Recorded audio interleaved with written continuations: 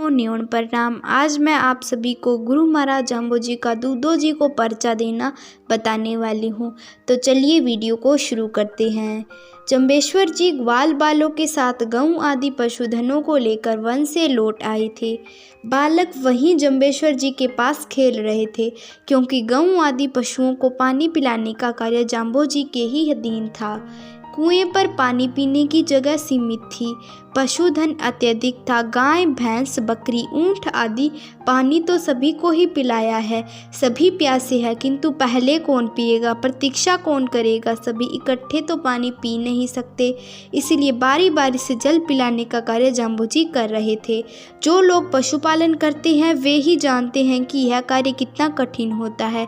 न तो वहाँ पर कोई अन्य सहयोगी और न ही पास में कोई लट्ठी डंडा है, ही कोई भाग दौड़ हो रही है। केवल हाथ की अंगुलियों के इशारों से पशुओं को पानी पिला रहे हैं। यह पिंपासर वासियों के लिए तो कुछ भी अचंभे की बात नहीं थी। यह तो नित्य प्रति होता था, किंतु किसी अजनबी के लिए तो अवश्य ही आश्चर्यजनक घटना ही थी। वह अजनबी भी कोई साधारण आदमी नहीं था। जोधपुर नरेश राव जोधा का पुत्र दूधा था। पिंपासर के कुएं पर एक तरफ तंबू लगाकर बैठा हुआ अपने भाग्य को कोसता था। कहीं कोई सहारा भी नहीं था, न कहीं कोई प्रकाश दिखाई देता था। चारों ओर अंधकार ही अंधकार दिखाई देता था। यहाँ पिंपासर में कुछ अलौकिक ज्योति का दर्शन करके अपने को धन्य भागी मान रहा था। विक्रम संवत 1519 में दूधे के बड़े भाई वरसिंह ने दूधे को दसोटी दे दिया था, अपने देश राज्य से निकाल दिया था। वरसिंह और दूधा अपने पिता जोधा की आज्ञा से मेड़ते का राजकाज देखते थे, किंतु दोनों भाइयों में आपस में नहीं बनी। बड़े भाई ने छोटे भाई को निकाल दिया था। दूधा दुखी होकर अपने बड़े भाई बिक्का के पास जा रहा था। थोड़े से सिपाही साथ में तथा तंबू, घोड़ा आदि थे, और तो राजकुमार के पास कुछ भी नहीं था। पास में राजपाट, भूमि, धन आदि होते तो अहंकार में अंधा हो जाता। यहाँ पिंपासर के कुएं पर कुछ भी नहीं देख पाता। जब भगवान अपने भक्त को अपने पास बुलाते हैं तो उसका धन छीन लेते हैं, ताकि अहंकार से निर्वृत्त हो सके और कुछ देख सके, कुछ सुन सके। यही दूधे के साथ हुआ था। दूधे ने देखा कि यह अबोल पशु भी एक साथ बड़े प्रेम से खड़े हुए अपनी बारी की प्रतीक्षा कर रहे हैं, क्योंकि इनके सामने कोई देव खड़ा है, किंतु हम मनुष्य इतनी सी मर्यादा को नहीं समझ पा रहे हैं। एक दूसरे से झगड़ने को तैयार हैं। मेरा है, यही मेरा अधिकार है। भाई भाई आपस में लड़ते हैं, यह दूसरों को मारने मरने को तैयार हो जाते। यह कैसा मानव जीवन है। इन पशुओं की तरह हम भी यदि किसी भी एक परम पुरुष की शरण लेते तो झगड़ा समाप्त हो जाए। भोजन, अन्न, जलादि देकर हमारा जीवन बचाता हो तो कुछ शांति का अनुभव किया जा सकता है, अन्यथा तो हम इन पशुओं से भी गए गुजरे हैं। इन पशुओं ने परमेश्वर का सानिध्य प्राप्त किया है। दूधा संध्या पूजा पाठ करके निर्वृत्त हुआ और इस आश्चर्यजनक घटना को ध्यान से देखता रहा। दूधे ने देखा कि एक बालक खेजड़ी के पेड़ के नीचे बैठा हुआ है, हाथ की अंगुलियों से इशारा दे रहा है। जब 7 अंगुली दिखाता तो उन सैकड़ों पशुओं में से 7 गायें ही निकल कर जाती, बाकी सभी जहाँ हैं वहीं खड़ी रहती। दोबारा 10 अंगुली दिखाता तो 10 बकरी ही जाती, बाकी वहीं बैठी या खड़ी रहती।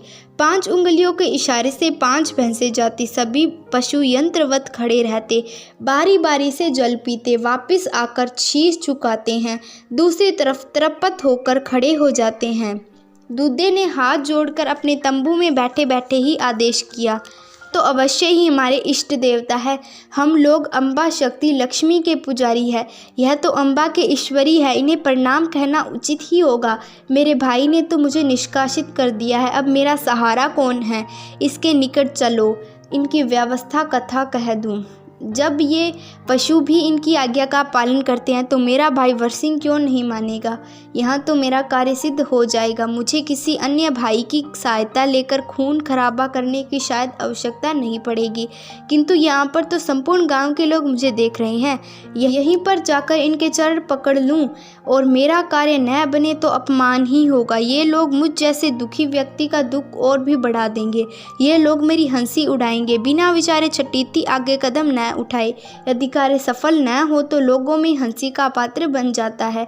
अभी तो यह छोटा बालक ही है, ग्रामपति लोहरजी ठाकुर का बेटा है। मैं एक राजपुत्र हूँ, आयु विद्या बल में इससे श्रेष्ठ हूँ। यहाँ मिलना ठीक नहीं होगा। अब मैं अपना पूजा पाठ कार्य पूरा कर लेता हूँ। यह बालक गौएं चराने वन में जाएगा, वहाँ एकांत में मिलूंगा और अपना दुख सुनाऊंगा। गायें जल पीकर जंगल में चरने हेतु चल पड़ी। पीछे पीछे जाम्बोजी भी चल पड़े थे। दूधे ने देखा अब तो गांव से बाहर चले गए हैं, किंतु आंखों से ओझल नहीं हुए हैं। अभी थोड़ी दूर और जाने दो, मैं अभी तुरंत बछेरी पर सवार होकर पहुंच जाऊंगा। दूधे ने किसी साथी को कुछ भी नहीं कहा और अपनी मनपसंद तेजस्वी घोड़ी पर सवार होकर उत्तर की तरफ, जिधर जाम्बोजी गए थे, उधर ही घोड़ी हाँक दी। आगे आगे गौएं, पीछे पीछे जाम्बोजी था, उनके पीछे राव दूधा। छेती फासला उतना ही था जितना पीपासर से था। न तो आंखों से ओझल हुए और न ही पहुंच सके। दूधे ने सोचा, आज मेरी घोड़ी दौड़ नहीं रही है, मैं पहुंच नहीं पा रहा हूँ। घोड़ी के चाबुक मारा कि जल्दी पहुंच जाऊं, अभी पकड़ लूं।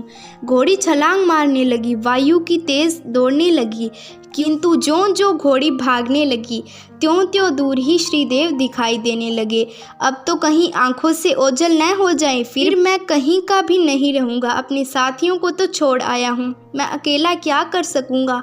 वेद भी जिनके बारे में नेति नेति कहते हैं, मैं मूर्ख गंवार अपना शक्ति द्वारा कैसे पार पा सकता हूँ। जो अपनी अल्प शक्ति के द्वारा उस महान को पकड़ने का प्रयत्न करूँगा, त्यों त्यों डूबता ही जाऊँगा, दूर ही होता चला जाऊँगा। उनकी प्राप्ति हेतु तो अहंकार को त्यागना ही होगा, समर्पण भाव से शरण ग्रहण करनी ही होगी, तभी कहीं पार पाया जा सकता है, वहां तक पहुंचने की योग्यता आ सकती है। अभी मैं उनकी कृपा का अधिकारी भी नहीं बनाऊं, अभिमान को छोड़कर ही पहुंचा जा सकता हूं। मेरी यह तेजस्वी घोड़ी पसीने में तरपत हो गई है, मैं इसके ऊपर सवार भी अत्यंत खिन्न हो गया हूँ। इस प्रकार की सवारी से क्या लाभ जो मंजिल तक ही नहीं पहुंचा सके। ऐसा विचार करके दूधा जी घोड़े से नीचे उतर गया। परमात्मा से मिलना है तो नीचे उतरना ही होगा, अपनी अहंकार ममता को त्यागना ही होगा, यही परमात्मा के मिलन में बाधा बनती है। दूधे जी ने अपने अंगोछे से दोनों हाथ बांध लिए, हाथ जुड़े रहे, वहां पहुँचे तब तक खुल न जाए।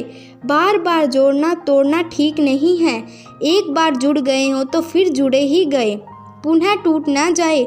पैरों के जूते उतार दिए, नंगे पांव घोड़ी को पीछे खींचते हुए थोड़ी दूर ही भागे थे कि समराथल के भगवे वेश में दूधे जी ने जाम्बोजी के दर्शन किए। भगवान वेश देखकर दूधे जी ने प्रणाम किया और अपने सिर को झुकाया, सिर की पगड़ी उतारकर सतगुरु के चरणों में रख दी, स्वयं समर्पित हो गए। पीछे कुछ भी नहीं रखा, जो कुछ है वह आपके ही चरणों में है, मेरा अपना कुछ भी नहीं है। जाम्बोजी ने कहा, हे दूधा, तुम वापिस जाओ, मेड़ता के राजा बनो, प्रजा का पालन पोषण करो। दूधा बोला, राज, मेरे बड़े भाई ने मुझे देश से निकाल दिया है, मेरा मुँह काला करके मुझे निरपाथी को निकाला है, अब मैं कैसे वापस जाऊं? यदि आपकी कृपा हो तो यह संभव कार्य भी संभव हो सकता है, अन्यथा तो मेरा अंत होना निश्चित ही है।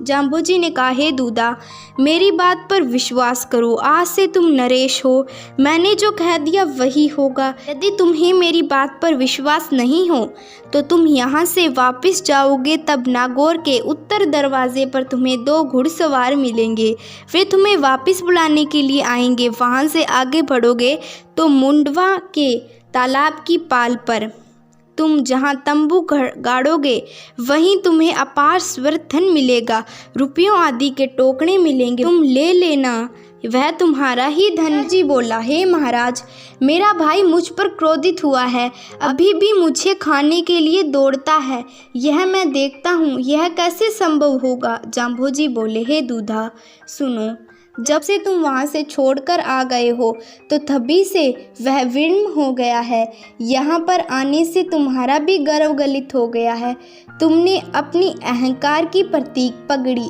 समर्पित कर दी है, यह सभी कुछ नर्मनशीलता से ही संभव हुआ है।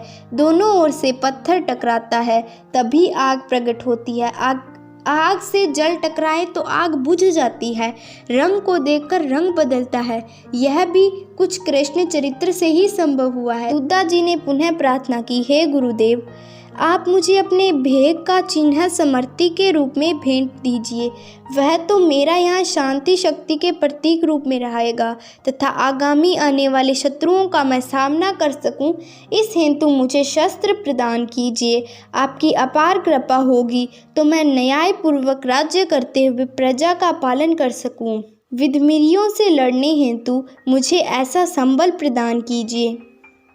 जाम्बोजी महाराज ने दूजों को अपना भेक वस्त्र दे दिया और एक केर वृक्ष की लकड़ी दी और कहा कि यह केर की लकड़ी ही तुम्हारे लिए तलवार है। जब तुम इसे कार्य हेतु प्रयोग करो तो यह खांडा तलवार बन जाएगा। यह दोनों वस्तुएं जब तक रखोगे तब तक तुम्हारा राज्य अड़िग रहेगा। रावदूते ने यह दोनों वस्तुएं लेकर सादर प्रणाम करते हुए अपने को कृतकृत्य का अनुभव करते हुए वापस मेड़ते के लिए प्रस्थान किया। दूधा जी को मार्ग में 2 घुड़सवार बुलाने वाले मिल गए। मुंडवा के तालाब पर सोने के भरे हुए चरु प्राप्त हुए। जैसा श्रीदेव ने कहा वैसा ही फल प्राप्त करके वापस मेड़ता पहुंच गए। वहां पर श्रीदेव की प्रेरणा से वर्षी ने दूधे का स्वागत किया और उन्हें उनका राज्य सौंप दिया। रावदूते ने बहुत समय तक राज किया, जम्बेश्वर जी का आज्ञा का पालन किया। इस तरह हमें भी गुरु महाराज जाम्बोजी की शरण में आना चाहिए। हमें अपने पर घमंड नहीं करना चाहिए। तो आज के वीडियो में बस इतना ही। अगर आप सभी को वीडियो अच्छा लगे और हमारे इसी तरीके के वीडियो देखने के लिए हमारे चैनल को सब्सक्राइब करें और पास के बेल आइकन को प्रेस कर दें। तो आज के वीडियो में बस इतना ही। धन्यवाद।